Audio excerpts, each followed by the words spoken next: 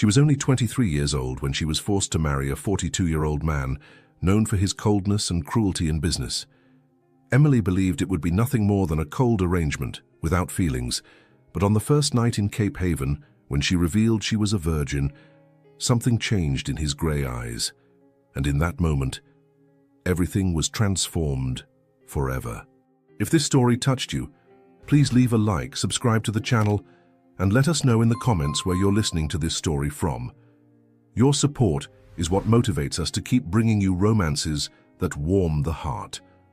The sun was setting over Cape Haven when Emily finally managed to breathe after hours of pretending to be happy. The wedding was over, the guests had left, and now it was just her and Liam at North Carolina's most exclusive resort.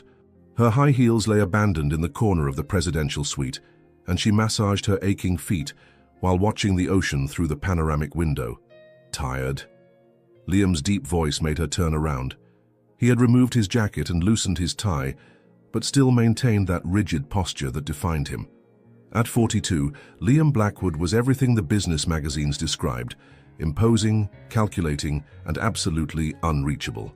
Dark hair with silver threads at his temples, grey eyes that seemed to see right through people, and a presence that commanded any room. A little, she admitted, trying not to show the nervousness that had been consuming her since they'd entered the room. "It's been a long day," Liam nodded, pouring himself a whiskey from the suite's bar. The silence between them was heavy, loaded with unspoken expectations.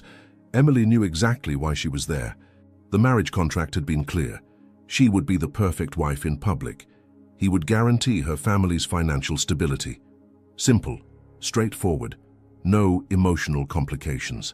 "Would you like something to drink?" he asked, noticing how she nervously played with the wedding ring that still felt strange on her finger. "Maybe some water," she murmured, watching him move through the suite with the confidence of someone accustomed to controlling every situation. When he handed her the glass, their fingers touched briefly. Emily felt an unexpected shiver run up her spine. There was something in the way he looked at her, not with the coldness he showed the rest of the world, but with a genuine curiosity that left her unsettled. "Emily," he said her name in a way she'd never heard before, as if testing how it sounded on his lips. "We need to talk about expectations." She swallowed hard. She knew this moment would come. "I understand the agreement, Liam. You don't need to worry." "It's not about the agreement." He moved closer, and she could smell his woody cologne mixed with something uniquely masculine. "It's about tonight." Emily's heart raced. She had tried to prepare herself mentally for this moment, but now, with him so close, all her certainties seemed to crumble. She began, but the words were lost when she saw his expression change. The mask of absolute control slipped for an instant, revealing something more vulnerable underneath. "You're scared," he observed, not as a question, but as a gentle statement. Emily nodded, unable to lie. "A little." Liam stepped back, giving her space to breathe. "You don't need to be. I'm not the monster they paint me as in the newspapers, at least not with you." "I know that," she said quickly, surprising herself with the conviction in her voice. "I mean, I hope you're not." An almost imperceptible smile touched his lips. "Honesty, that's refreshing." Emily felt her cheeks flush. "My mother always said I talk too much when I'm nervous." "And are you nervous now?" "Very," she admitted, laughing nervously. "That's pretty obvious, isn't it?" Liam studied her face for a long moment. There was something about her that intrigued him, a combination of vulnerability and strength he hadn't expected to find. When his lawyers had presented her profile, he saw only numbers: age, education, family. But the woman standing before him was far more complex than any report could capture. "Emily," he said softly, "there's something you need to know about me. I don't do anything halfway. If we're going to do this, we're going to do it right." She stared at him, confused. "What do you mean?" "I mean that regardless of how this marriage started, while we're together, you will be respected, protected, cared for." He paused, his grey eyes intensifying. "I would never force a woman to do something she didn't want to do." The relief Emily felt was so intense, her legs almost gave out. She had spent weeks imagining terrible scenarios, fearing he would be cruel or indifferent, but there was something in the way he spoke, in the sincerity in his eyes, that reassured her. "Thank you," she whispered. "That means a lot to me." "There's one more thing," he said, hesitating for the first time since she'd known him. I don't have much practice at being gentle. My life has been about business, contracts, strategies. This," he gestured between them, "is new for me too." Emily blinked, surprised by the unexpected vulnerability. The powerful man who commanded business empires was admitting uncertainty, and that made him infinitely more human in her eyes. "Maybe we can figure it out together," she suggested timidly. Something changed in Liam's expression at that moment.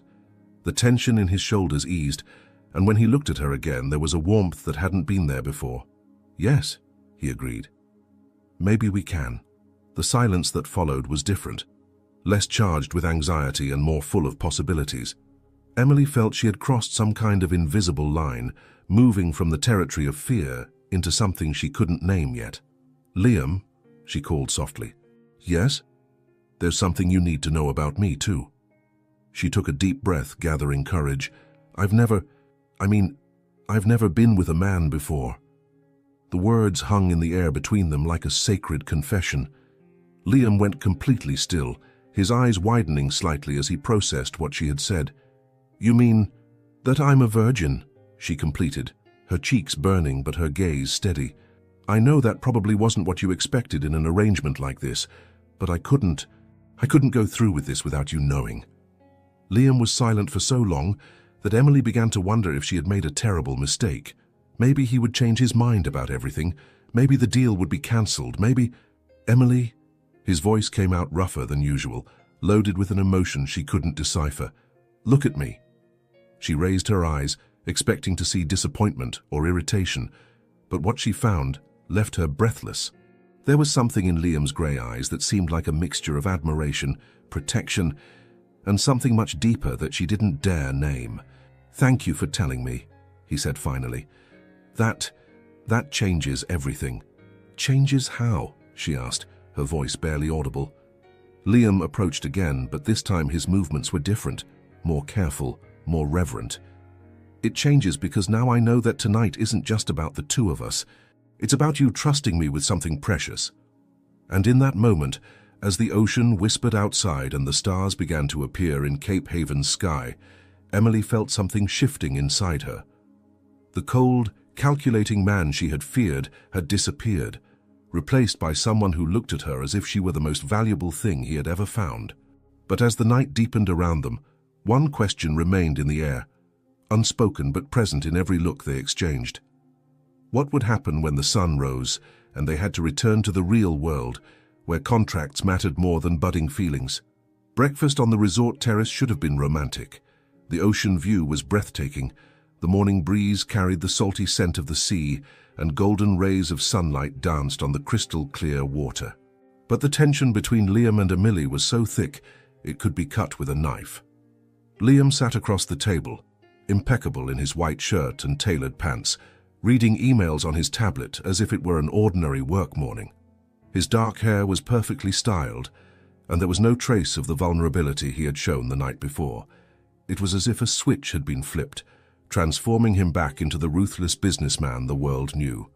Emily absent-mindedly stirred the berries on her plate, still processing what had happened between them a few hours earlier. The memory of his gentle hands, of his voice whispering sweet words in the dark, of how he had taken care of every detail to make her feel safe. All of it seemed like a dream compared to the cold man who was now completely ignoring her. "Liam," she tried, hoping to capture his attention. He looked up for a moment, his expression polite but distant. "Yes?" "About last night," she began, but he interrupted her by raising his hand. "We need to establish some rules," he said, setting the tablet aside and leaning back in his chair. His voice was businesslike, professional, as if he were conducting a business meeting. "Now that we've consummated the marriage, it's important that we both understand the expectations moving forward." Emily felt like she'd been slapped. Consummated the marriage? Was that how he referred to the most intimate and transformative night of her life? "Expectations," she repeated, trying to keep her voice steady. "In public, we'll be the perfect couple. Smiles, affectionate gestures, everything expected of newlyweds." Liam enumerated the points as if they were contract clauses. Social appearances, charity events, business dinners. You'll be charming, elegant, the ideal wife.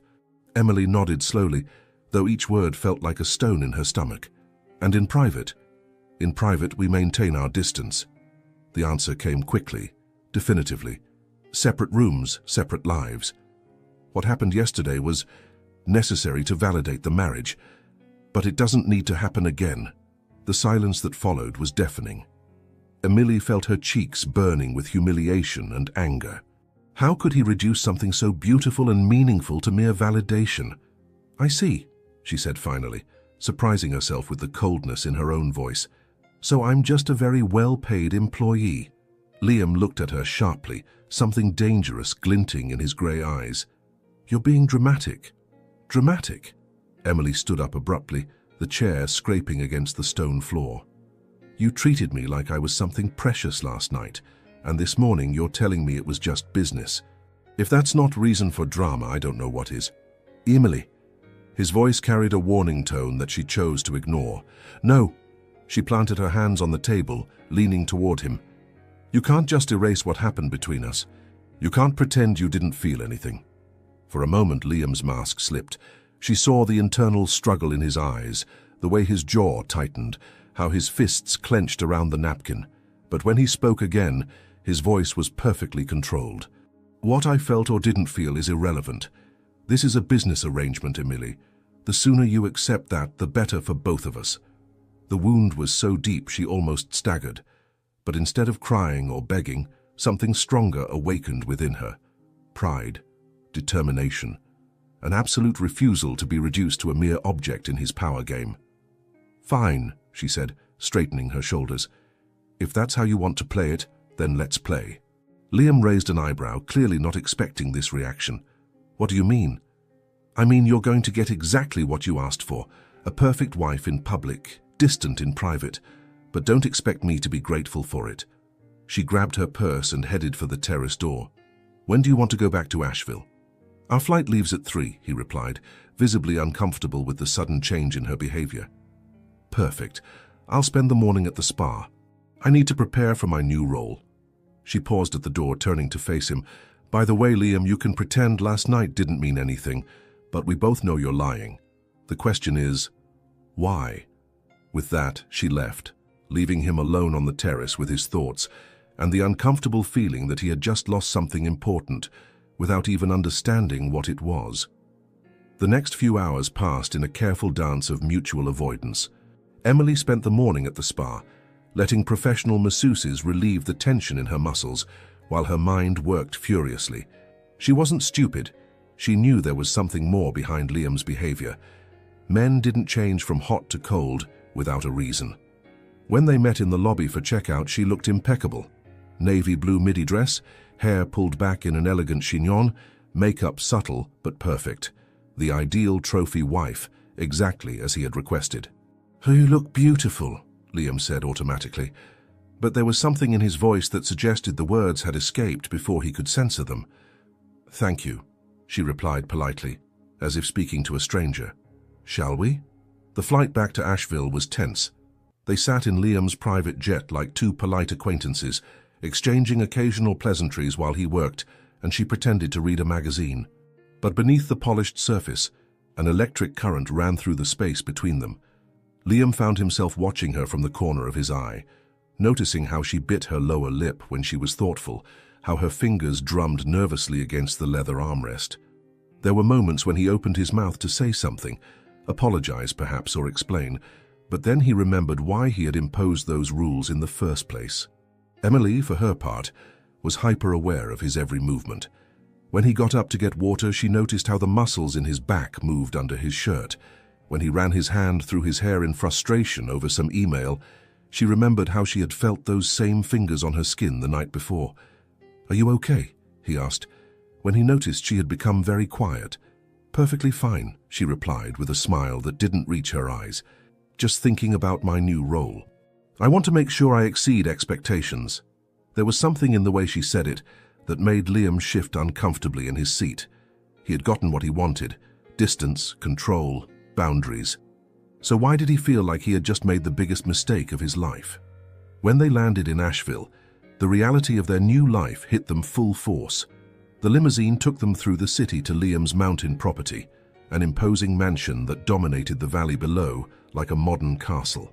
It was impressive, intimidating, and completely lifeless. "Welcome home," Liam said as they climbed the marble steps of the main entrance. Home. The word sounded strange coming from him, as if he didn't really believe in it himself. Emily looked around the entrance hall. High ceilings, contemporary art on the walls, everything impeccably decorated and absolutely impersonal. "Mrs. Chen will show you to your room," Liam said, gesturing to an elegant Asian woman who had appeared as if materialized from thin air. "She takes care of the house. If you need anything, you can ask her." "Is my room far from yours?" Emily asked, and there was an edge in her voice that made his expression harden. "Opposite sides of the house," he confirmed. "You'll have complete privacy." "Perfect." She turned to Mrs. Chen with a genuine smile. "I'd love to see it if you don't mind." As they climbed the curved staircase, Liam stood in the hall watching them disappear. The house, which had always been his sanctuary, suddenly seemed too big and too empty. In the room that would be hers, Emily stood at the window, looking down at the impeccably maintained garden below. It was beautiful, she had to admit, but beauty without warmth was just a pretty prison. "Mr. Blackwood is a good man," Mrs. Chen said softly, as if she could read her thoughts. "Just careful, very careful." Emily turned to look at the older woman. "Careful about what?" Mrs. Chen hesitated, then just shook her head. "It's not my place to say. But," she paused, "sometimes the most careful people are the ones who most need someone to make them feel safe."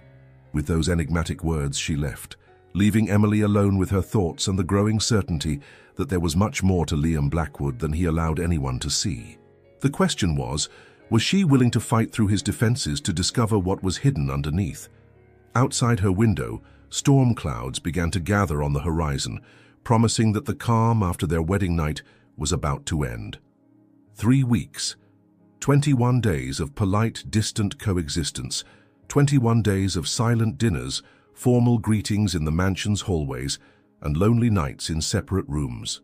Emily was starting to feel like a ghost in her own life, floating through the luxurious rooms without leaving any mark. The routine was always the same. Liam left for the office before 7 in the morning and returned after 9 at night. When they were in the same room, he was courteous but distant, as if she were a permanent guest whose presence he had grown accustomed to tolerating. She in turn kept the promise made in Cape Haven. She was the perfect wife in public and completely invisible in private. But beneath the polished surface, both were falling apart. On that particular Thursday, Emily was in the library when she heard footsteps on the marble staircase. It was only 4 in the afternoon, too early to be Liam. She hid behind the tall bookshelves, curious, and saw him appear in the library entrance with his tie loose and an exhausted expression she had never seen before. He headed directly to the bar in the corner of the room, pouring himself a generous whiskey before throwing himself into the leather armchair near the fireplace. For a long moment, he just sat there, staring into the amber liquid as if it contained answers to questions he didn't want to ask. Emily hesitated. Over the past 3 weeks, they had maintained a careful dance of mutual avoidance. But something in his posture, the way his shoulders fell, how his head rested against the back of the chair, touched her deeply. "Rough day?" she asked softly, stepping out from behind the shelves. Liam jerked, spilling some of the whiskey. "Jesus, Emily, I didn't know you were here." "Sorry, I was reading." She gestured vaguely to the book in her hands. You look tired." For a moment she thought he would dismiss her with one of his polite but distant responses. But then something shifted in his expression, and he gestured to the chair across from him. "Sit," he said quietly, "if you want to." It was the first real invitation he had made since they returned from Cape Haven. Emily set the book aside and settled into the chair, suddenly aware of how intimate the situation was. Just the two of them in the library, gilded by the late afternoon sun, with the rest of the massive house quiet around them. "Bad meeting?" she tried again. Liam took a long sip of the whiskey before answering. "Something like that. Sometimes I wonder why I work so hard to build something that could disappear overnight." There was a rawness in his voice that made her lean forward. "What do you mean?" He studied her for a long moment, and she could see him weighing whether or not to trust her with whatever was eating him up inside. "Have you ever been betrayed by someone you thought loved you?" he asked finally. The question hung between them like a loaded weapon. Emily felt her heart start to race, sensing they were approaching something dangerous and important. "No," she answered honestly. "But I can imagine how devastating that would be." Liam nodded slowly. "I thought I could imagine too, until it happened to me." He stood up abruptly, walking to the large window that overlooked the gardens. With his back to her, shoulders tense, he looked like a man preparing for war, or maybe remembering one he had already lost. "Her name was Deborah," he said, his voice so quiet that Emily had to strain to hear him. "We were married for 5 years. I thought I knew her." Emily felt something cold settle in her stomach. She had known that Liam had been married before. It wasn't exactly a secret, but he had never talked about it. Now, listening to the pain in his voice, she understood why. "What happened?" she asked gently. "Everything," he said bitterly. "She was having an affair for 2 years. With my business partner. They were planning to take half of everything I had built and disappear together." Emily's hand flew to her mouth. "Oh my God, Liam. I found out by accident." A private investigator I had hired to look into some missing funds discovered that Deborah was transferring money to offshore accounts. When I confronted her, he shook his head, running a hand through his hair. She didn't even try to deny it, just smiled and told me I was naive for thinking anyone could love a cold bastard like me for free. The silence that followed was deafening. Emily felt tears prick her eyes at the pain she could hear underlying every word. Suddenly, his behavior since their wedding night made perfect sense. The walls, the distance, the insistence on keeping their relationship purely business. It was all armor against being hurt again. "I'm so sorry," she whispered. Liam turned to look at her, and the expression on his face nearly broke her heart. "Are you? Or are you just thinking about how you can use this information?" The question hit her like a physical blow. "How can you ask me that?" "Because in my experience, everyone has an angle, Emily. Everyone wants something. And the people who claim to care about you are often the ones who can hurt you the most." Emily stood up slowly, her own anger starting to build. "So that's what you think of me? That I'm just another Deborah waiting for my chance to destroy you?"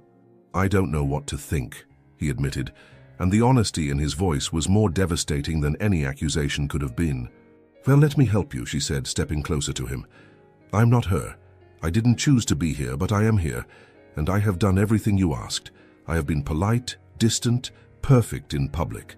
I have never asked you for anything beyond basic human decency. So don't you dare compare me to someone who betrayed you." Liam stared at her, clearly taken aback by her intensity. "Emily, no. You listen to me now," she continued, her voice growing stronger. "I understand that you were hurt. I understand that you don't trust easily. But I will not be punished for someone else's crimes. I will not be treated like a potential enemy when all I have done is try to make the best of a situation that neither of us chose." They stood facing each other in the fading light, both breathing hard, both raw from the honesty that had been unleashed between them. Outside, the sun was setting behind the mountains, painting the library in shades of gold and crimson. "She took everything," Liam said finally, his voice broken. 5 years of my life, half my fortune, and worst of all, she made me believe that I was incapable of being loved for who I am." Emily felt her anger drain away, replaced by something much deeper and more dangerous: compassion. She was wrong. "How can you know that? You barely know me." "Because," she said, stepping even closer, "the man who held me so gently our first night, who was so careful to make sure I felt safe, that man is capable of being loved. That man deserves to be loved." Something flickered in Liam's eyes. Hope, maybe, or fear, or both. "That man is dangerous, Emily. He wants things he can't have." "Like what?" The question hung between them, loaded with possibilities and promises and threats all at once. Liam reached out almost involuntarily and touched her face with the tips of his fingers. "Like you," he whispered. "God help me, but I want you. Not just as a wife to show off." not just as part of a business arrangement. I want you for real, and that scares the hell out of me." Emily closed her eyes, leaning into his touch despite every rational thought telling her to run. "It scares me too." "Does it?" His thumb traced her cheekbone, and she could feel him trembling.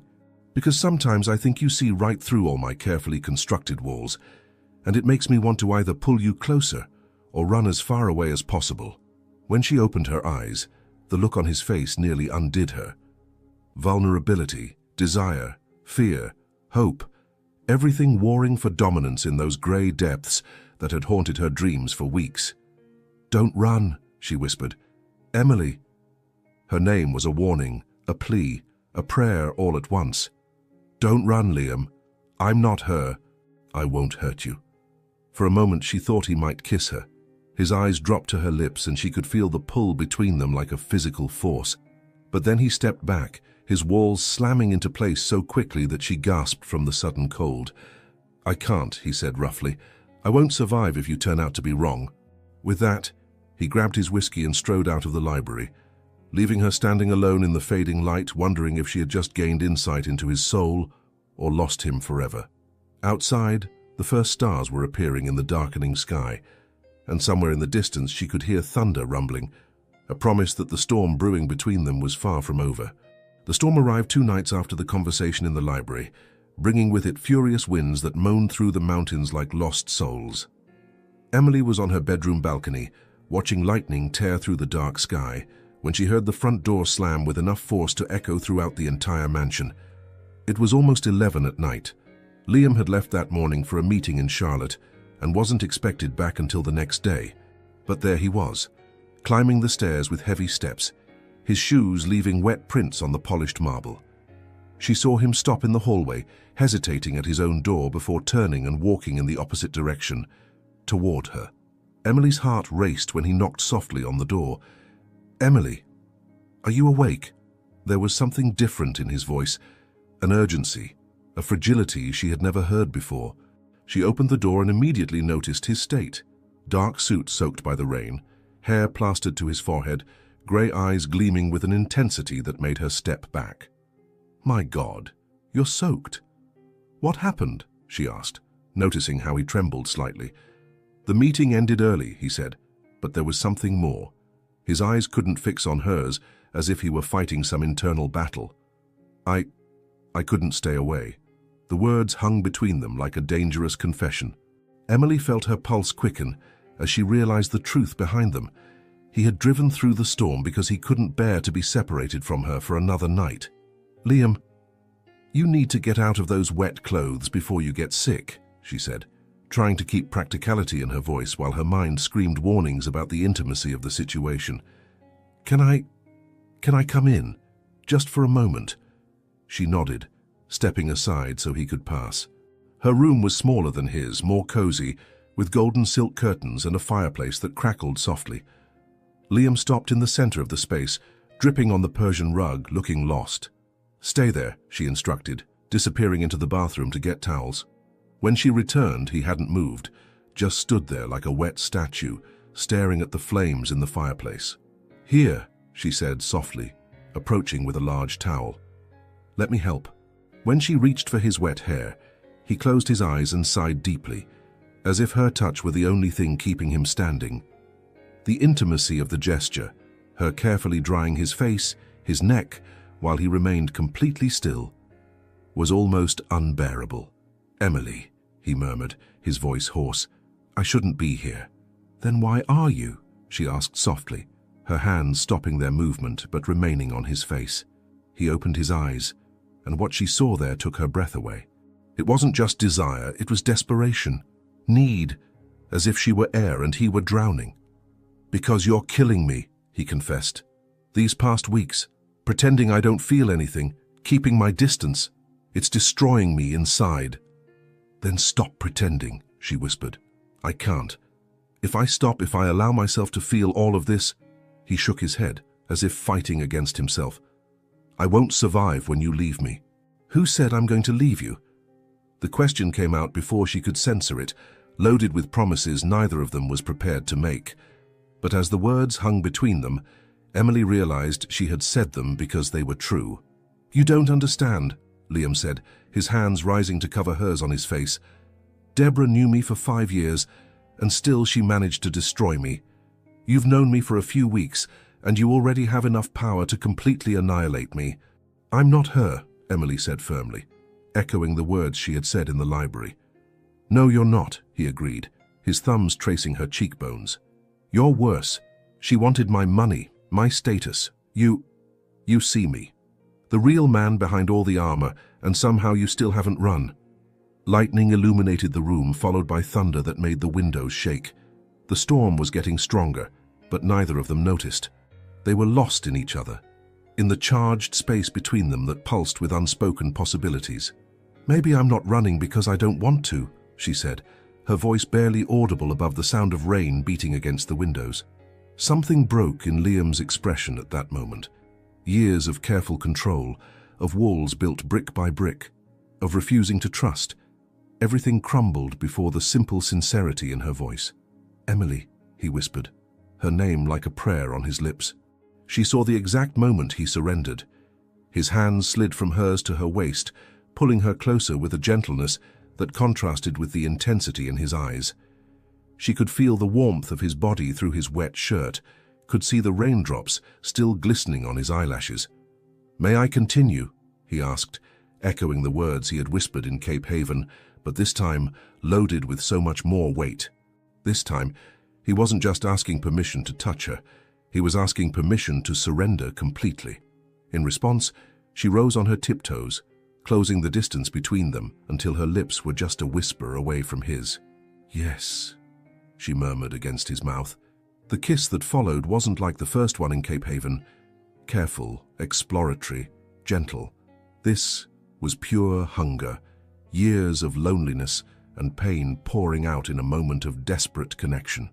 Liam kissed her as if she were his salvation, his hands tangling in her hair, pulling her against him as if he couldn't have her close enough. Emily melted into his arms, every nerve ending in her body coming alive as he kissed her with an intensity that made her tremble. She could feel the change in him, the walls that had been in place for so long finally crumbling, leaving only the man underneath, vulnerable and desperate for connection. When they finally broke apart, both were breathless. Liam rested his forehead against hers, his eyes closed as if memorizing the moment. "I'm terrified," he confessed against her lips. "Me too," she admitted, her hands rising to rest against his chest, where she could feel his heart beating wildly. "But maybe we can be afraid together." He opened his eyes then, and what she saw there took her breath away again. It was love, not the careful attraction or controlled desire she had glimpsed before, but real, deep love, terrifying in its intensity. "For you have no idea what you're doing to me," he murmured, his hands tracing her face as if she were made of something precious and fragile. "Show me," she whispered, and he showed her. With trembling hands that revered every touch, with kisses that whispered promises neither dared speak aloud, with a tenderness that contrasted with the raging storm outside. When he led her to the bed, it was as if he were touching something sacred. "Are you sure?" he asked one last time, his hands framing her face in the golden light of the fireplace. "I've never been more sure of anything," she replied, and saw the last of his walls crumble completely. What happened next was more than physical. It was a complete transformation. The cold, controlled man who had established rules and kept his distance disappeared entirely, replaced by someone who touched her as if she were a miracle, who whispered her name like a blessing, who surrendered so completely that she could feel the change happening in real time. When dawn finally arrived, finding them intertwined among rumpled sheets, the storm had passed, but the transformation that had happened during the night was permanent. Liam Blackwood, the ruthless businessman who had built walls to protect his heart, had become someone else entirely. And as Emily slept in his arms, her face soft in the morning light, he knew there was no going back. He had fallen in love with his wife, completely and irrevocably, but as he watched the shadows dance on the walls, one question remained. When the real world came knocking at their door again, would this new man he had become be strong enough to fight for what he had found? The golden morning light filtered through the silk curtains when Emily awakened, wrapped in strong arms that held her as if she were the most precious thing in the world. For one perfect moment, she just lay there, breathing in Liam's woody scent, feeling the steady rhythm of his heart against her back. Then she remembered where she was, in her own bed, with her husband, after a night that had changed everything between them. Panic began to set in. What if he woke up with regrets? What if daylight brought back the cold, distant man she had known for weeks? As if he could sense her tension, Liam stirred behind her, his voice husky with sleep. "Good morning." She turned in his arms, preparing herself for anything: rejection, regret, the return of carefully constructed walls. But what she found took her breath away. His grey eyes were soft, vulnerable, full of a tenderness she had never seen before. "How did you sleep?" he asked, his hand tracing lazily along her arm. "Better than I have in weeks," she admitted. "And you?" A small but genuine smile touched his lips. "I couldn't remember the last time I slept so well, until last night." The relief she felt was so intense it almost made her cry. He wasn't running. He wasn't shutting down. The man who had surrendered in the darkness was still there in the light of day. "Liam," she began, but he silenced her words with a gentle kiss. "Don't say it was a mistake," he murmured against her lips.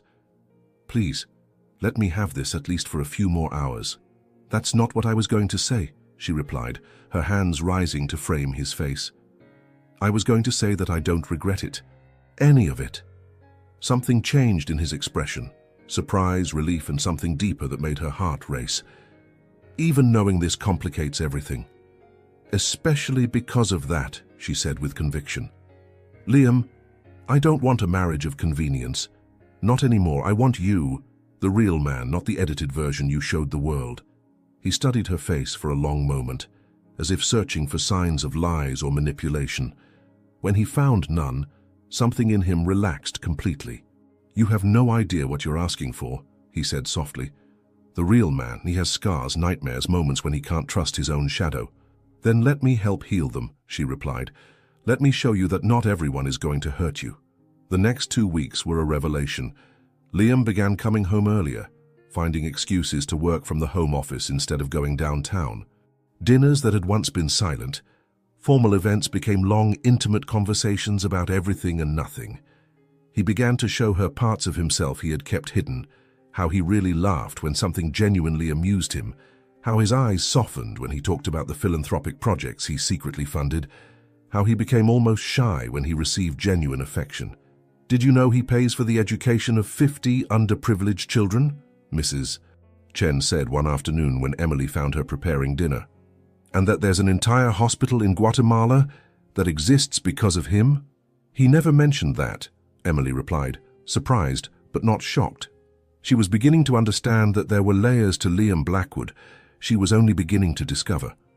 "Mr. Blackwood doesn't talk about the good things he does," Mrs. Chen continued, smiling.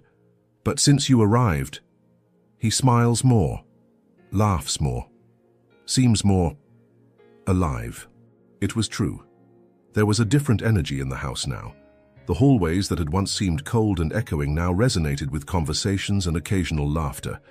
Liam had begun showing her his favorite corners of the property, the secret garden where he went when he needed to think, the observatory on the top floor that offered breathtaking views of the Blue Ridge Mountains. "Deborah hated this place," he said one evening as they walked through the moonlit gardens. "She said it was too isolated, too quiet. She wanted us to live in the city." "And you?" Emily asked, slipping her hand into his. "What did you want?"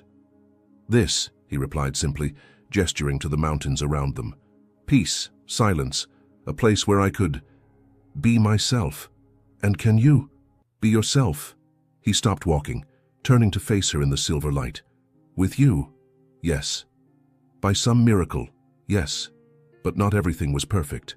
There were moments when Liam still fought against years of conditioning, when the walls began to rise automatically before he consciously tore them down. There were nights when he woke in cold sweats from nightmares about betrayal and abandonment, and she soothed him back to sleep with gentle words and tender touch. "Sometimes I wonder when you're going to realize you can do better," he confessed one night after a particularly bad nightmare.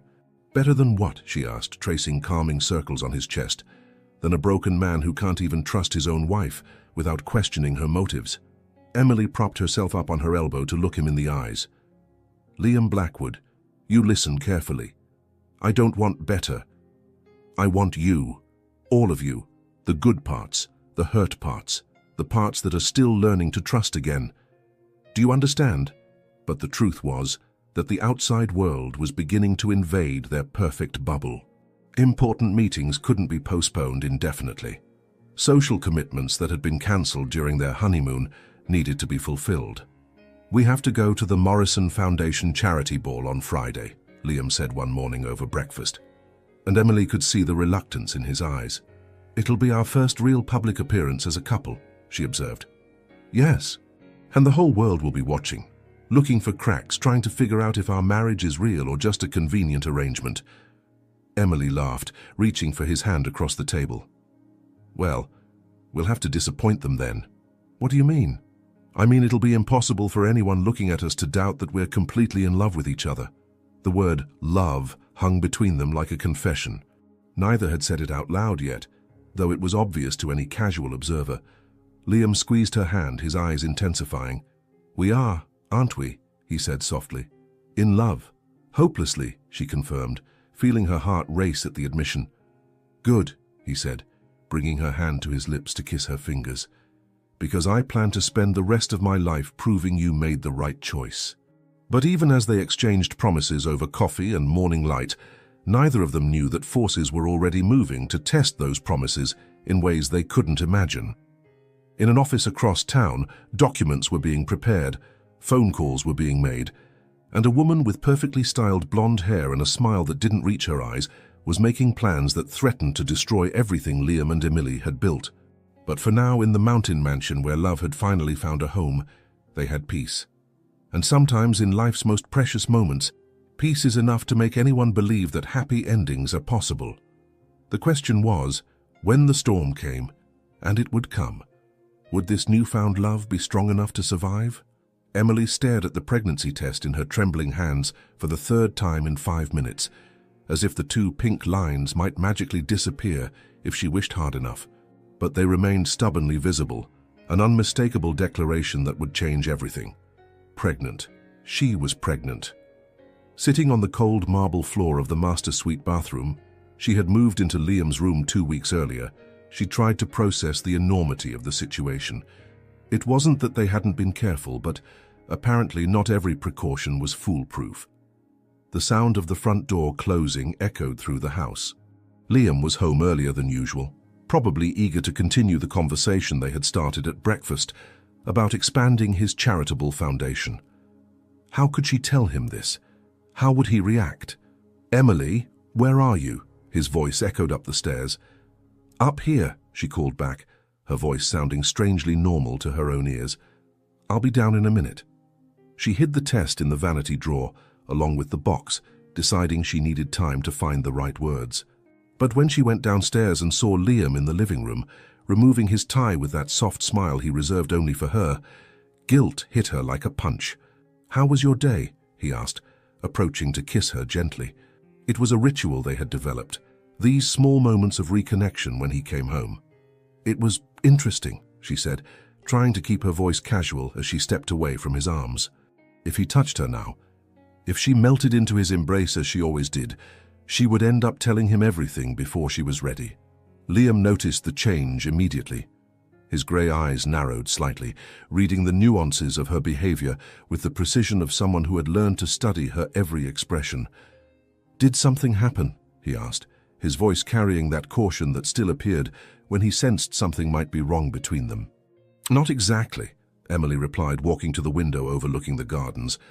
"Liam, can I ask you a hypothetical question?" He joined her at the window, but maintained a careful distance. "Of course. What do you think about children?" The question seemed to catch him completely off guard. He blinked as if processing not just the words, but all the implications behind them. "Children," he repeated slowly. "You mean in general? Or in general? Have you ever thought about having kids?" Liam was quiet for a long moment, looking out at the gardens where the afternoon light created golden shadows. "With Deborah, we talked about it sometimes. It was more of an expectation than a real desire, you know. part of the perfect life plan she had mapped out. Emily felt her stomach clench. And now? He turned to look at her, and there was something vulnerable in his expression. Honestly, I never allowed myself to think about it. After the divorce, the idea of bringing a child into this world, of being responsible for shaping them, it terrified me. Why? Because what if I was like my father? The admission came out so low she almost didn't hear it. Cold, distant, more concerned with business than family. What if I didn't know how to love a child the way they deserve? Emily's heart broke a little. Liam, you're not like that. The man I know who holds me when I have nightmares, who remembers how I like my coffee, who cares so much about strangers' happiness that he funds entire schools, that man would be an incredible father. Liam studied her with growing care. Why are we talking about this, Emily? She took a deep breath, knowing the moment of truth had arrived. Because I took a test today. The silence that followed was deafening. Emily watched as the words registered, saw the exact moment when their full meaning hit him. Liam went completely still, his eyes widening, his face paling slightly. A test, he repeated, his voice barely above a whisper.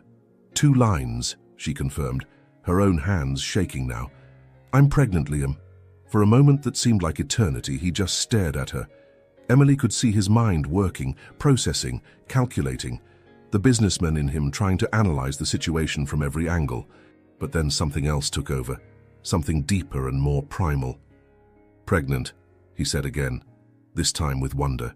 His hands moved instinctively toward her, stopping only when he realized she was still tense, waiting for his reaction. I know we didn't plan this, she began quickly.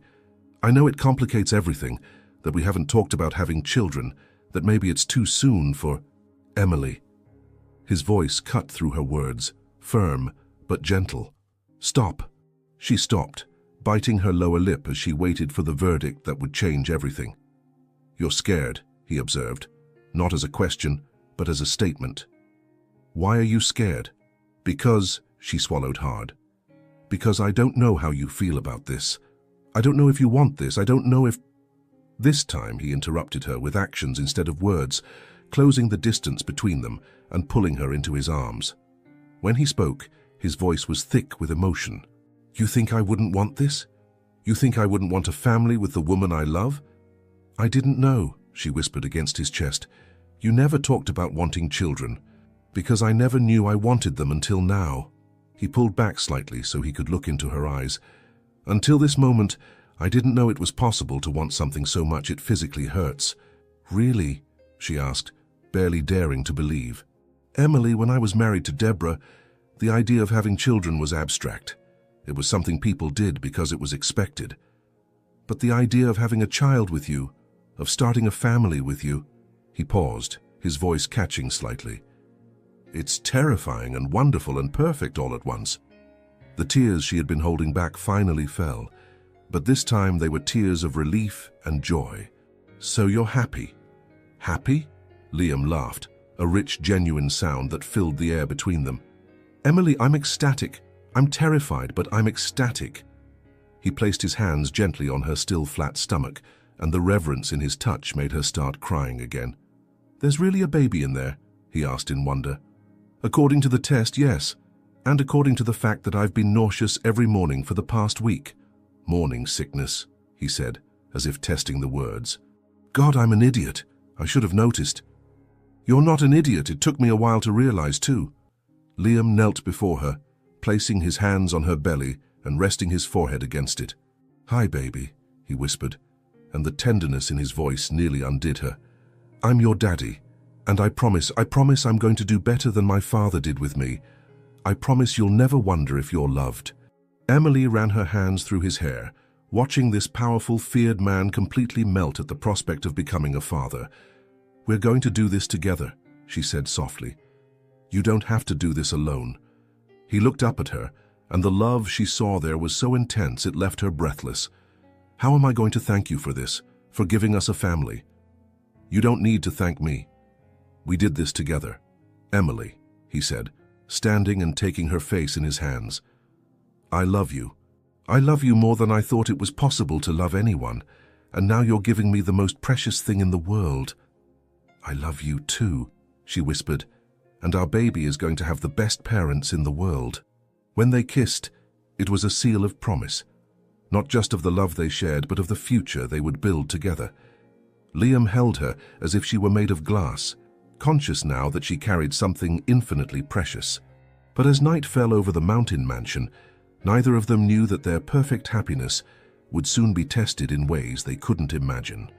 Because sometimes, when life finally gives you everything you've always wanted, that's exactly when the darkest forces decide to try to take it away from you. For now, though, they had this night. A night of promises whispered to the baby growing between them, of plans made in soft voices, and the absolute certainty that, whatever happened, they would face it together.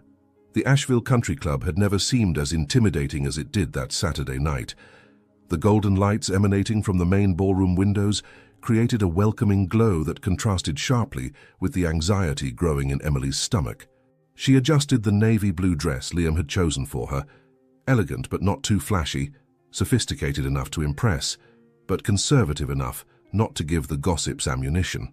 "You look beautiful," Liam murmured as they walked toward the entrance, his hand holding hers firmly. He was impeccable in his black tuxedo, every inch the powerful businessman the world knew, but she could feel the tension in his muscles. "I'm nervous," she admitted, stopping for a moment to take a deep breath. At 3 months pregnant, she wasn't showing yet, but the constant awareness that she was carrying Liam's child made her feel simultaneously stronger and more vulnerable. "I'll be by your side all night," he promised, turning to face her.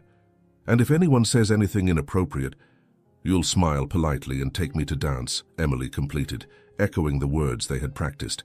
"Remember, tonight isn't about proving anything to them. It's about us." Liam nodded, but she could see the warrior gleam in his grey eyes. He was ready for battle if necessary. The ballroom was packed with Asheville's elite and beyond, politicians, CEOs, old money heirs, and their perfectly coiffed wives. Conversations stopped when Liam and Emily entered, replaced by whispers and barely concealed stares. Emily could feel the weight of expectations, curiosity, and yes, judgment. "Mr. Blackwood," a jovial voice cut through the murmur. Senator Richardson, a portly man with a smile that never reached his eyes, approached with his wife Margaret, whose icy blue gaze immediately fixed on Emily like a laser. "Senator, Mrs. Richardson," Liam responded smoothly. "I'd like you to meet my wife, Emily." "Charming," Margaret said, her voice dripping with false sweetness. "Tell me, dear, where did you two meet? Such a romantic story, I'm sure." Emily felt the trap immediately. The question seemed innocent enough, but everyone knew that Liam and Emily's marriage had been sudden, unexpected. Any answer she gave would be dissected and analyzed. "Actually, we met through mutual friends," Emily said calmly. "Sometimes the best things happen when you least expect them." "Indeed," Margaret replied, her smile sharp. "And such a quick courtship. You must have swept him off his feet immediately." Before Emily could respond, a familiar laugh cut through the conversation. She turned to see Victoria Ashford approaching, a woman she recognized from society magazines, tall and willowy with platinum blonde hair and a reputation for being the informal queen of Asheville's social scene. "Darling Margaret, don't interrogate the poor girl," Victoria said, but her eyes were already studying Emily like a scientist examining a specimen. "We're all just so curious about Liam's surprising choice." The word surprising hung in the air like a challenge. Emily felt her cheeks warm, but before she could respond, Liam's arm tightened around her waist. "Surprising how?" he asked, his voice deceptively casual, but carrying an edge everyone recognized. "Oh, don't be defensive, Liam," Victoria laughed. "It's just that we expected, well, someone more like Deborah, established, connected, someone from our world." The implication was clear. Emily didn't belong. She wasn't good enough. She was an interloper who had somehow tricked her way into their exclusive circle. "I see," Liam said coldly. "And what exactly is our world, Victoria?" But before Victoria could answer, another voice joined the conversation. "I think what Victoria means," said James Morrison, the event's host, "is that you've always been so private about your personal life. This marriage came as such a surprise to all of us. As did my divorce, Liam pointed out. I wasn't aware that I needed approval from a committee for my personal decisions. The tension was becoming palpable. Other guests were starting to edge closer, sensing drama. Emily realized that this was exactly what they had wanted to avoid, a public confrontation that would give the gossip mill food for months. Liam, she said quietly, placing a gentle hand on his arm. Would you like to dance? For a moment she thought he might refuse, might continue this verbal sparring match that could only end badly. But then he looked down at her, and something in her calm demeanor seemed to ground him. I'd love to, he said, offering her his arm. As they made their way to the dance floor, she could hear Victoria's voice behind them. Well, she certainly has him trained already. The comment was designed to carry, to wound. Emily felt her spine stiffen, but she kept walking. On the dance floor, Liam pulled her into his arms, and for a moment the rest of the room faded away. I should have said something, he murmured in her ear as they swayed to the music. Should have put them in their place. You did exactly what you needed to do, she replied. You showed them that I matter more to you than their opinions. You do. God, Emily, you matter more to me than anything. They danced in comfortable silence for a few minutes, lost in each other despite being surrounded by people who clearly wanted them to fail. But when the song ended, reality crashed back. Excuse me, a sharp voice cut through their moment. Margaret Richardson had approached, flanked by two other women Emily didn't recognize. I hope you don't mind me asking, but there are some rumors circulating. What kind of rumors? Liam asked, his voice dangerous. About why you got married so quickly.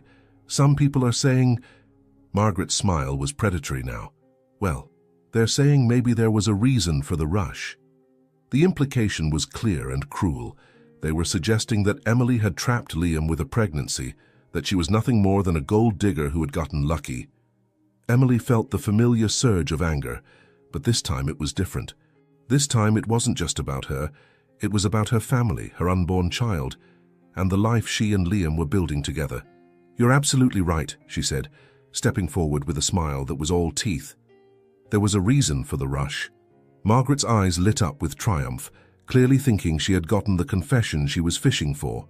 You see, Emily continued, her voice carrying clearly through the room, when you find someone who loves you completely, who sees you for who you really are and accepts all of it, the good, the bad, the complicated, you don't waste time with games. You don't wait for some arbitrary timeline that makes other people comfortable. You grab hold of that love with both hands because you know it's rare.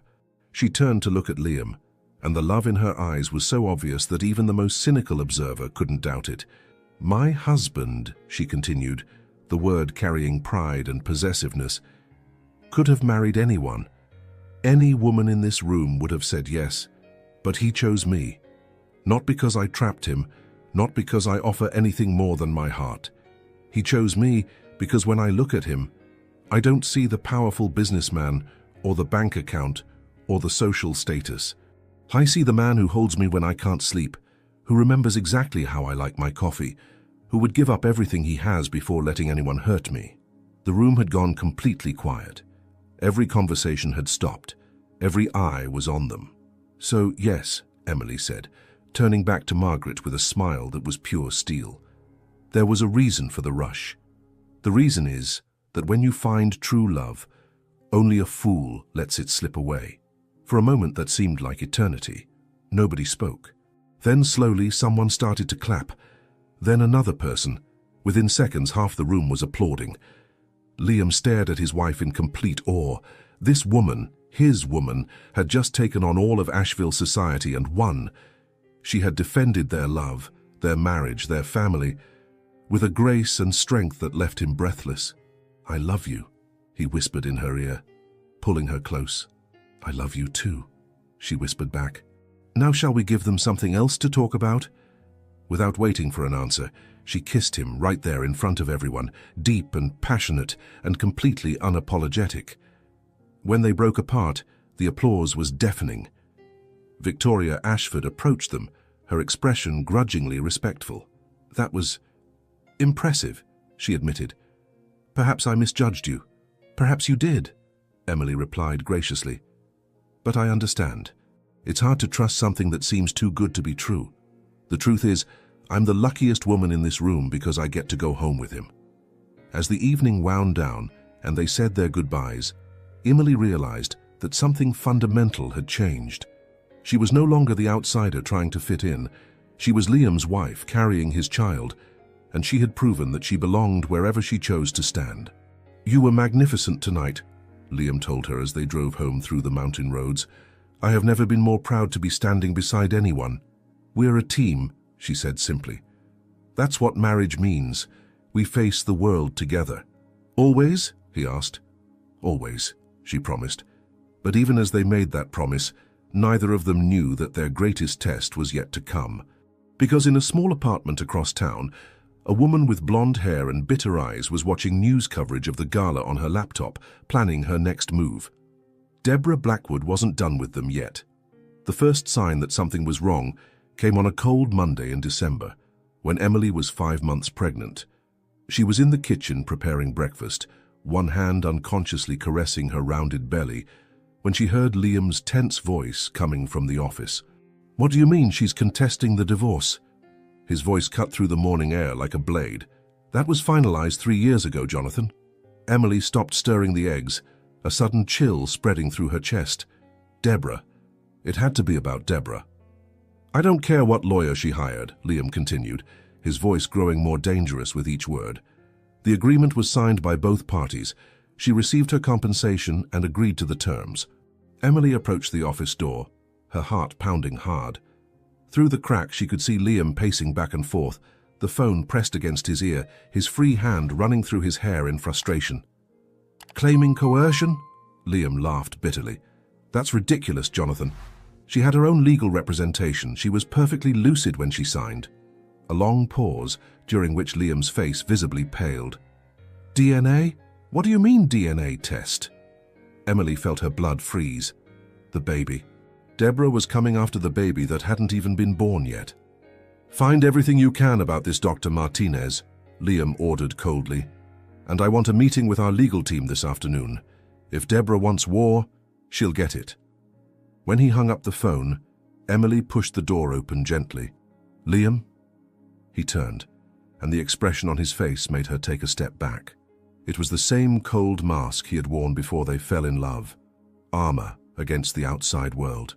But when his eyes met hers, the mask cracked slightly. "You heard," he said, not as a question. "Enough." She approached carefully, as if he were a wounded animal that might flee. "What does she want, Liam?" "Everything." His voice was empty, defeated. "She wants to annul the divorce, claiming she was coerced into signing. She wants half of everything I've built in the last 3 years. And..." He stopped, looking at her belly. "She's questioning the baby's paternity." "What?" Emily felt like the ground had disappeared beneath her feet. "But that's insane. How can she..." "She hired a private investigator. Apparently there are photos of you with me before our official wedding. She's claiming we were having an affair during my marriage to her." "But that's a lie!" Emily exploded. "We never met before our wedding day." "I know that. You know that. But she has a doctor who's willing to testify that the conception dates coincide with a business trip I took to New York. A trip that, according to her, included secret meetings with you." Emily sat heavily in the nearest chair, her hands trembling. "She's fabricating evidence." "Of course she is, but it'll take time and money to prove that. And meanwhile..." Liam punched the desk, making the papers jump. "She got a temporary restraining order freezing half my assets." "How is that possible?" "Because she claimed I hid assets during the original divorce, that the marriage to you was a sham to protect my money from a possible future challenge." Emily felt nauseous, and it wasn't morning sickness. "So she's saying our marriage is fake?" "Worse than that." Liam knelt beside her chair, taking her hands in his. "She's saying you're a con artist I hired to pretend to be my wife, and that the baby belongs to another man." Tears burned Emily's eyes. "Will people believe that?" "Some will, especially after the reaction we had at the country club. They'll say we protested too much, that we were trying to convince ourselves as much as them."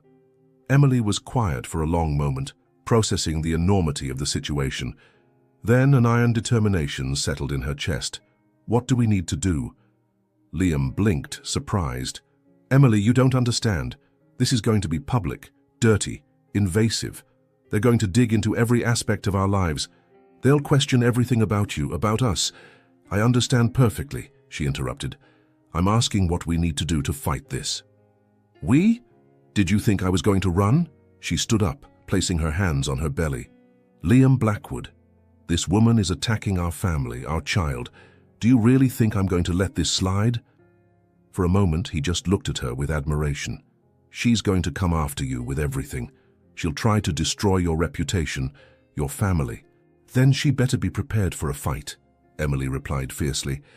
Because I'm not the scared little girl who married you out of obligation. I'm your wife, the mother of your child, and nobody is going to destroy our family without going through me first. The next few weeks were a nightmare of depositions, investigations, and sensational headlines. Blackwood ear in paternity scandal, screamed the tabloids. Fake marriage or true love, speculated the magazines. Deborah appeared on every talk show that would have her, always impeccable in her designer suits, crying perfectly timed tears as she told her story of betrayal and abandonment. I loved Liam with all my heart, she sobbed to a sympathetic host. And to find out he was having an affair during our marriage, that he used this girl to hide his assets from me. It's devastating. Emily watched it all from home, her fury growing with each well-crafted lie. Liam tried to make her stop watching, but she refused. I need to know what she's saying, she insisted. I need to understand how she's building her version of the story. This is only hurting you. What's hurting me is that people believe her, Emily shot back, that they think our love is a sham. The situation worsened when Deborah's investigator presented photographs that supposedly showed Emily in New York months before their wedding. The photos were blurry, clearly manipulated, but convincing enough to create doubt. How did she get these photos? Emily asked Liam's lawyer during a tense meeting. They're probably of a woman who looks like you, Jonathan replied wearily. Or they were digitally altered, but it'll take time to prove that. Time we don't have, Liam murmured. The jury of public opinion is already deciding. That's when Mrs. Chen appeared at the conference room door, looking troubled. Sorry to interrupt, she said, but there are reporters at the front door and... She hesitated. I got a strange call today, someone offering money for information about the family. Liam stood up abruptly. How much? $50,000. For anything that proves your marriage is fake. The silence that followed was heavy as lead. Emily felt a sudden tightness in her stomach. Not physical pain, but the crushing weight of what they were facing. This isn't going to end, is it? She asked softly. It will, Liam said with iron determination. Because we're going to fight with everything we have. And when we're done, Deborah will regret trying to destroy our family. But that night, as they lay in bed, Emily turned to him in the darkness. Liam, she whispered, are you sure it's worth it? All this suffering, all this exposure. Maybe it would be better to just give her what she wants. Never, he replied immediately, pulling her closer. Never, Emily, this isn't about money, it's about our family. It's about not letting a liar destroy everything we've built. He placed his hand on her belly, where the baby was kicking gently. This baby is mine. You are my wife, and I will fight until my last breath to protect that. But as they held each other in the darkness, neither of them knew that the worst was yet to come. Because Deborah Blackwood wasn't just trying to get the money back. She was trying to completely destroy the life of the man who had dared to find happiness without her. And she was just getting started. The day of the trial dawned grey and cold, with heavy clouds promising snow. Emily stood in front of the bathroom mirror, adjusting the navy blue blazer that barely closed over her 7-month belly. Her hands trembled slightly as she applied lipstick. A soft rose tone that Liam had said made her look radiant and confident. Are you ready? Liam appeared behind her in the mirror, impeccable in his charcoal suit. But she could see the tension in his grey eyes, the stiffness in his shoulders that revealed how nervous he really was. As ready as I can be, she replied, turning to face him. You? I'm ready for this to be over, he said, gently pulling her into his arms. I'm ready for us to just be us again. The courthouse was packed when they arrived. Journalists, onlookers, and those who simply wanted to see the drama unfold filled the benches. Emily felt dozens of eyes on her as she walked down the aisle, her hand firmly intertwined with Liam's. Deborah was already there, sitting at the plaintiff's table with studied elegance. She wore a conservative black suit and had styled her hair in a low chignon that made her look simultaneously vulnerable and professional. When her eyes met Emily's, she smiled.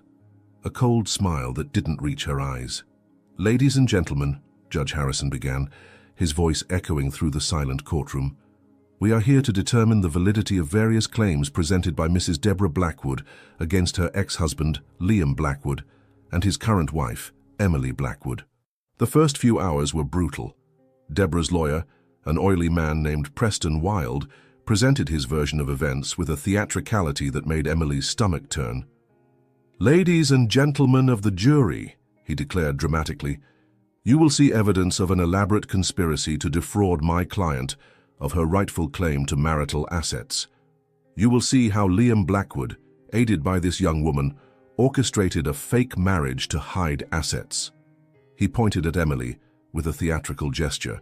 "Look closely at this woman, young, beautiful, conveniently pregnant at the perfect moment to solidify her position. But is the baby she carries really Liam Blackwood's, or is it part of an elaborate sham?" Emily felt tears burn her eyes, but she refused to let them fall. She wouldn't give Deborah the satisfaction of seeing her break. Then it was Jonathan's turn to present the defense. Tall, distinguished, with a voice that commanded respect, he stood with calm confidence. "Ladies and gentlemen of the jury," he began, "you will hear a very different story today. Not a story of conspiracy and fraud, but a story of true love that blossomed under unlikely circumstances. You will see evidence, real evidence, not speculation, that proves unequivocally that Liam and Emily Blackwood have a genuine marriage based on mutual love." The first day was devoted to Deborah's testimony. She cried at the right moments, her voice trembled at appropriate times, and she painted a picture of herself as a devoted wife, betrayed by the man she loved. "I knew something was wrong," she said, delicately dabbing her eyes with a tissue. "Liam was distant, secretive. When I confronted him about his frequent trips to New York, he said it was just business. But I knew. A wife always knows." "And when did you discover Mrs. Emily Blackwood?" Preston asked leadingly. "It was devastating," Deborah whispered. "Seeing the photographs, knowing he was having an affair during our marriage, it was like my world fell apart." Emily watched it all with growing horror. Deborah was convincing, almost believable. If she didn't know the truth, she might have believed the performance too. But then came Jonathan's cross-examination, and everything changed. "Mrs. Blackwood," he began calmly, "you mentioned frequent business trips to New York. Do you have records of these trips?" "Well, I didn't necessarily keep detailed record." "Interesting, because our records show that Liam Blackwood was not in New York on the dates you mentioned. In fact, he was in meetings here in Asheville, with dozens of witnesses." Deborah faltered slightly. Maybe I confused the dates. Or maybe you fabricated the entire story," Jonathan suggested mildly. "Tell me, Mrs. Blackwood, do you know a Dr. Ricardo Martinez?" The color drained from Deborah's face. Not immediately. Dr. Martinez is the doctor who allegedly confirmed the conception dates to support your claims, a doctor who, incidentally, had his license revoked 3 months ago for falsifying medical records." The courtroom erupted in murmurs. Emily felt a surge of hope for the first time in weeks. Jonathan wasn't finished. "And those photographs that allegedly show my client in New York. Our experts determined they were digitally manipulated, using images of a different woman entirely." Each revelation was another nail in the coffin of Deborah's case. But the final blow came when Jonathan called a surprise witness. "I'd like to call James Morrison to the stand." Emily recognized the name. He was the host of the gala where she had defended her marriage so eloquently. He was also apparently a longtime friend of Liam's. "Mr. Morrison," Jonathan began, "were you present at a dinner party at Liam Blackwood's home in October 3 years ago?" "Yes, I was." "And did you witness a conversation between Mr. Blackwood and his then-wife, Deborah?" "I did.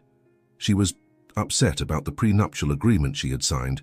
She said, and I quote, 'I'll find a way to get what's mine, even if I have to destroy him to get it.'" Deborah's face went white. Her attorney objected frantically. but the damage was done. But the moment that really sealed the case came when Liam himself took the stand. Jonathan led him through the timeline of his relationship with Emily, asking him to describe their first meeting, their wedding night, the development of their feelings. "Mr. Blackwood," Jonathan said, "in your own words, tell the jury about your relationship with your wife." Liam looked directly at Emily, and when he spoke, his voice was filled with such raw honesty that the entire courtroom fell silent. "When I married Emily, I thought it would be a business arrangement.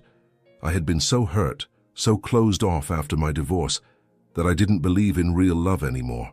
But Emily, she saw through all my walls. She was patient when I was difficult, kind when I was cruel, and strong when I was weak." His voice grew softer, more intimate.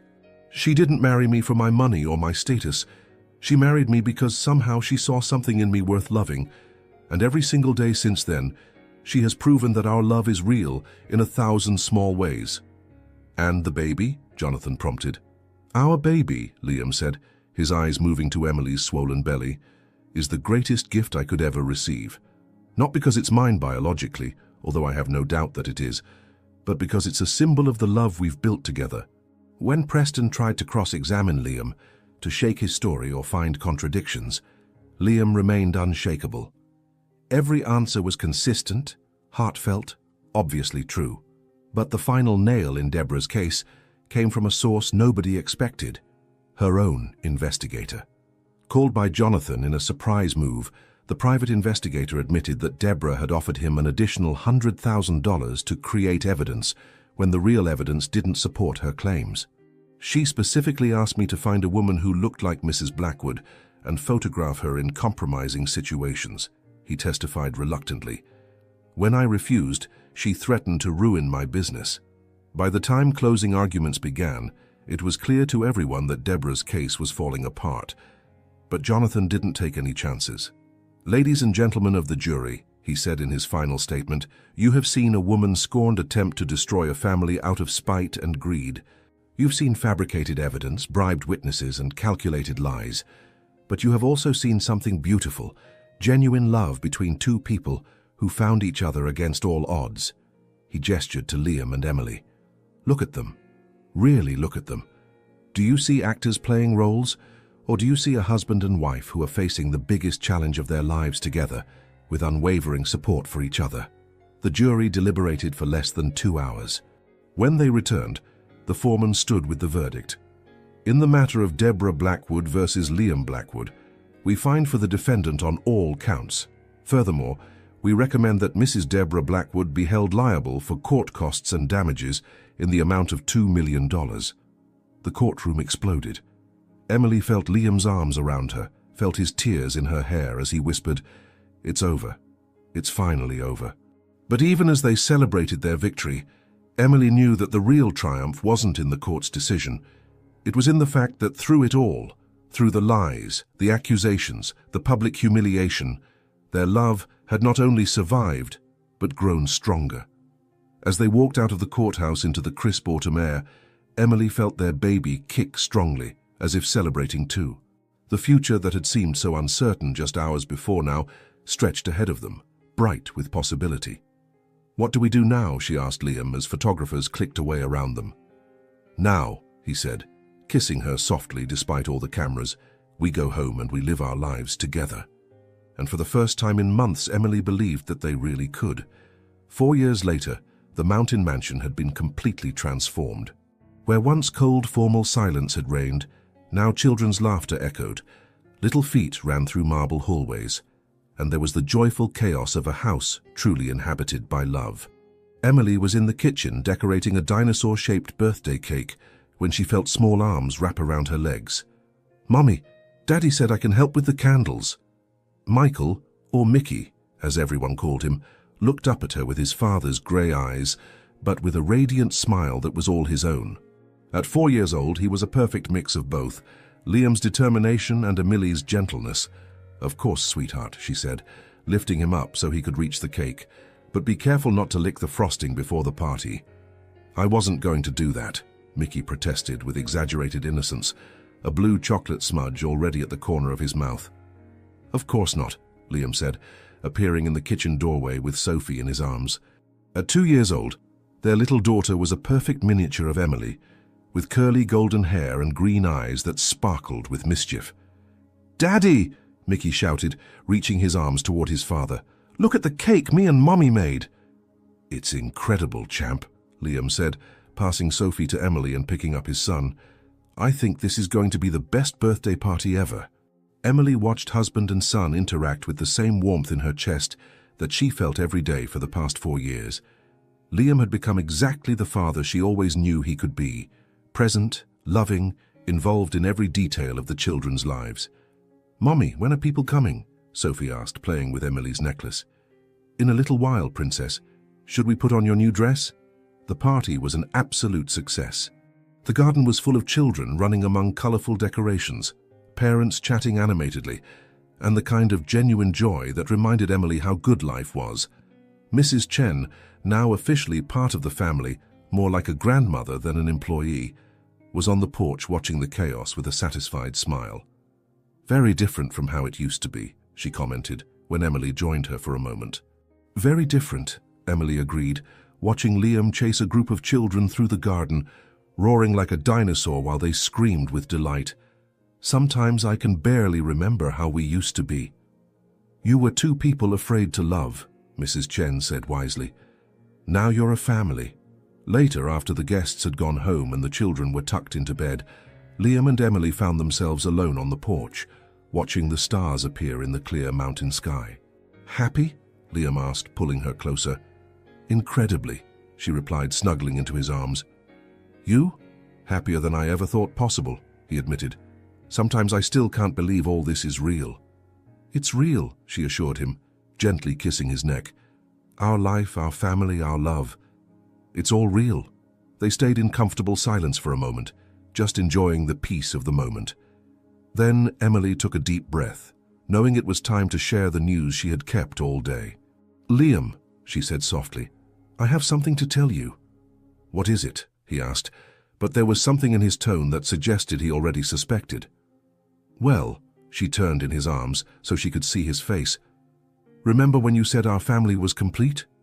His eyes widened slightly. "Emily, it seems it wasn't as complete as we thought," she said with a smile that lit up her entire face. "I'm pregnant again." For a moment, Liam was completely still. Then slowly a smile spread across his face, the same smile she had fallen in love with years ago, but now loaded with 4 years of shared happiness. "Really?" he whispered. "Really? 8 weeks." Liam swept her up in his arms and spun her around, both of them laughing like teenagers. When he set her back down, his eyes were shining with unshed tears. "God, Emily, how do you keep giving me everything I always wanted but never knew I needed?" "Because that's what people who love each other do," she replied simply. "They build a life together, one surprise at a time." "Mickey and Sophie are going to be thrilled," he said, his hands moving instinctively to her still flat belly. "Or they'll be terribly jealous," Emily laughed. "Either way, we'll figure it out together." "Together," Liam repeated, and the word carried all the weight of a promise kept through years of joys and challenges.